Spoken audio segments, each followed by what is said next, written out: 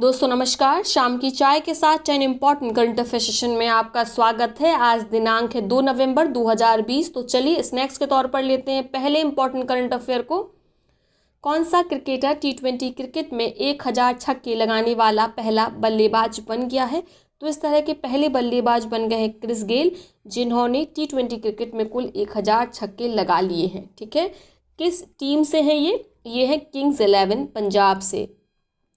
प्रश्न पूछा जा सकता है कि T20 क्रिकेट में दूसरे नंबर पर सर्वाधिक छक्के लगाने वाले बल्लेबाज कौन है? तो आपको उत्तर पता होना चाहिए, कीरॉन पोलार्ड।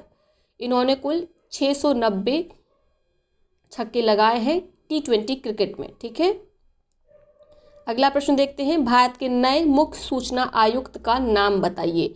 तो हाल ही में भारत के नए मुख्य सूचना आयुक्त नियुक्त हुए हैं, उनका नाम है यशवर्धन सिन्हा। इन्होंने स्थान लिया है बिमल जुल्का का।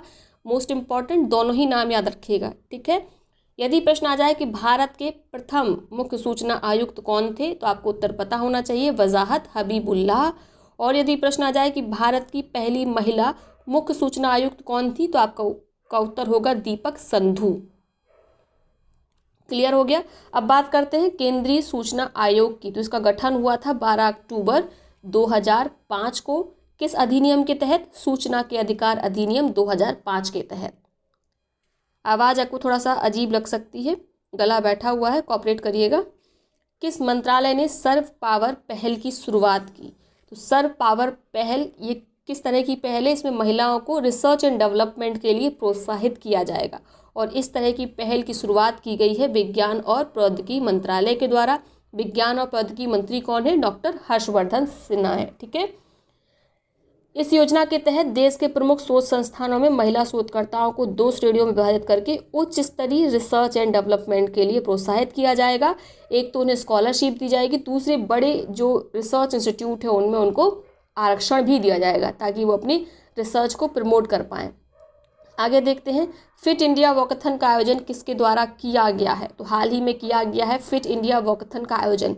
अब प्रश्न उठता है किसके द्वारा किया गया? तो आपका उत्तर होगा भारत तिब्बत सीमा पुलिस द्वारा, ITBP के द्वारा। ठीक है, पब्लिक अफेयर्स इंडेक्स 2020 में बड़े राज्यों की श्रेणी में कौन सा राज्य शीर्ष पर है? पब्लिक अफेयर्स इंडेक्स 2020 जारी किए गए हैं पब्लिक अफेयर्स सेंटर के द्वारा। मोस्ट इंपॉर्टेंट किसके द्वारा जारी किए गए? ये ज़्यादा इंपॉर्टेंट है।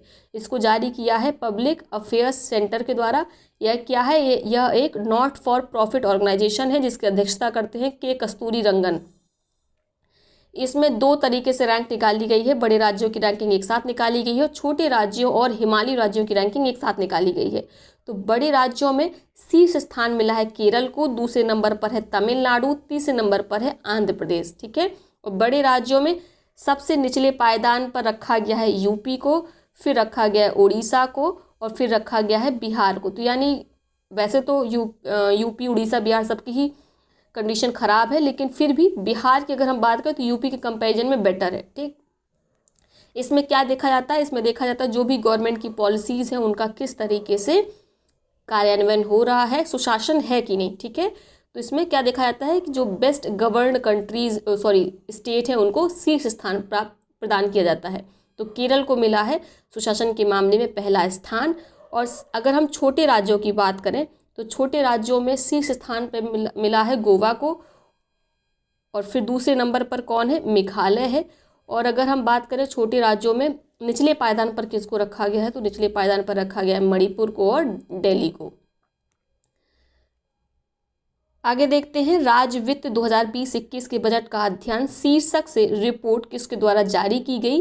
तो यह रिपोर्ट जारी की गई है भारतीय रिजर्व बैंक के द्वारा, राज्य वित्त 2020-21 बजट का अध्ययन। इसके अंतर्गत क्या किया जाता है? विभिन्न राज्यों के वित्तों का आकलन किया जाता है और उनकी एक वार्षिक रिपोर्ट तैयार की जाती है। प्रत्येक राज्य से संशोधित और अनुमानित आंकड़े कलेक्ट किए जाते हैं और उसके आधार पर एक रिपोर्ट तैयार की जाती है, जिस रिपोर्ट का नाम है राज्य वित्त 2020-21 बजट का अध्ययन, और यह रिपोर्ट जारी की जाती है भारतीय रिजर्व बैंक के द्वारा। चीन किस क्षेत्र में दुनिया का सबसे अधिक ऊंचाई वाला क्लाउड कंप्यूटिंग डाटा सेंटर बना रहा है? तो चीन बना रहा है तिब्बत में दुनिया का सबसे ऊंचाई वाला क्लाउड कंप्यूटिंग डाटा सेंटर। 7 नवंबर को इसरो द्वारा किस ग्रह का प्रक्षेपण किया जाएगा? तो आने वाले 7 नवंबर को इसरो एक उपग्रह का प्रक्षेपण करने वाला है जिसका नाम है EOS-1। ठीक है, इसको किसके द्वारा, किस व्हीकल के द्वारा लॉन्च किया जाएगा? तो उसका नाम है PSLV-C49। ठीक है, पूछा जा सकता है तो इसको भी याद रखिएगा। EOS-1 के साथ ही 9 अन्य देशों के भी सैटेलाइटों का प्रक्षेपण किया जाएगा। जब 7 नवंबर को प्रक्षेपण हो जाएगा तो इसके बारे में डिटेल जानकारी आ जाएगी, फिर हम इसके बारे में दोबारा बात करेंगे। केंद्रीय मंत्रिमंडल ने भारत और किस राज्य के बीच स्वास्थ्य और चिकित्सा के क्षेत्र में समझौता ज्ञापन पर हस्ताक्षर करने को मंजूरी दी है? तो हाल ही में केंद्रीय मंत्रिमंडल ने कंबोडिया और भारत के बीच स्वास्थ्य और चिकित्सा क्षेत्र में समझौता ज्ञापन पर हस्ताक्षर करने की मंजूरी प्रदान कर दी है। तो आपको याद रखना है स्वास्थ्य और चिकित्सा क्षेत्र के लिए किन 2 देशों के बीच समझौता हुआ है? भारत और कंबोडिया के बीच। हाल ही में किस राज्य सरकार ने 600 रुपये में कोरोना टेस्ट करने का फैसला लिया है? तो हाल ही में लिया है यह फैसला उत्तर प्रदेश सरकार ने। टेस्ट होता कितना है उत्तर प्रदेश में? 1500 रुपये का। क्या होता था, आप किसी भी मेडिकल कॉलेज में गए, गवर्नमेंट हॉस्पिटल में गए, आपको मान लीजिए किसी दूसरी बीमारी का इलाज कराने जाना है, लेकिन उसके पहले आपको कोविड का टेस्ट कराना पड़ता था और 1500 रुपये ये अतिरिक्त भार हो गया पेशेंट के ऊपर। तो थोड़ी सी रियायत बदलते हुए कहा गया कि अगर कोई गैर कोविड बीमारी का इलाज कराने आया है तो उसे कोरोना टेस्ट कराना होगा, लेकिन उनके लिए छूट दी जाएगी और उनको अब केवल 600 रुपये देना पड़ेगा कोरोना टेस्ट के लिए। ठीक है, आप जानते हैं अगर आप कोई रिसेंट में हॉस्पिटल गया होगा तो ऐसा होता है कि आपको कोई भी बीमारी का इलाज कराना है तो उसके पहले कोविड टेस्ट कराना होगा। ठीक है, तो ये हैं आज के करंट अफेयर्स। अब देख लेते हैं आज के प्रश्न जिनका जवाब आपको कमेंट बॉक्स में देना है। तीनों ही प्रश्नों का जवाब एक ही कमेंट बॉक्स में लिखिएगा ताकि आपके कमेंट को पिन किया जा सके, और जो सबसे पहले सही सटीक जवाब देगा उसका नाम अगले वीडियो में लिया जाएगा। पिछले प्रश्नों का सबसे पहले सही उत्तर सोनू सिंह जी ने दिया था, उनके कमेंट को पिन कर दिया गया है। तो चलिए पहला प्रश्न देखते हैं। हाल ही में किस राज्य में आरोग्य वन का उद्घाटन किया गया है? आपके विकल्प हैं गुजरात, राजस्थान, मध्य प्रदेश या इनमें से कोई नहीं।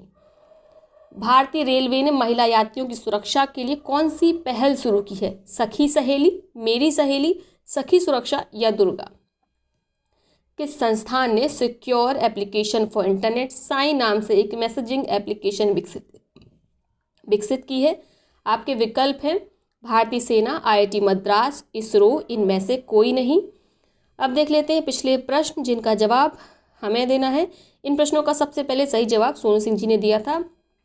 पहला प्रश्न है महिलाओं को डिजिटल कौशल प्रदान करने के लिए राष्ट्रीय कौशल विकास निगम NSD के साथ किस प्रौद्योगिकी कंपनी ने सहयोग किया है? तो उस IT कंपनी का नाम है माइक्रोसॉफ्ट। ठीक है, किसके साथ? भारतीय कौशल विकास निगम के साथ सहयोग करने की बात की है महिलाओं को डिजिटल कौशल प्रदान करने के लिए। इसरो ने नासा के साथ किस वर्ष निसार उपग्रह को लॉन्च करने के लिए समझौता किया है? तो हाल ही में इसरो और नासा ने निसार उपग्रह के लिए समझौता किया और इस उपग्रह को लॉन्च किया जाएगा 2022 में। इन प्रश्नों के बारे में यदि आपको डिटेल्ड इन्फॉर्मेशन चाहिए तो आप पिछले वीडियोस को देख लीजिए, लिंक डिस्क्रिप्शन बॉक्स में दिया हुआ है। ऊपर आई बटन में भी आपको लिंक मिल जाएगा। सबसे ज़्यादा फार्मूला 1 रेस जीतने का विश्व रिकॉर्ड किसने बनाया है?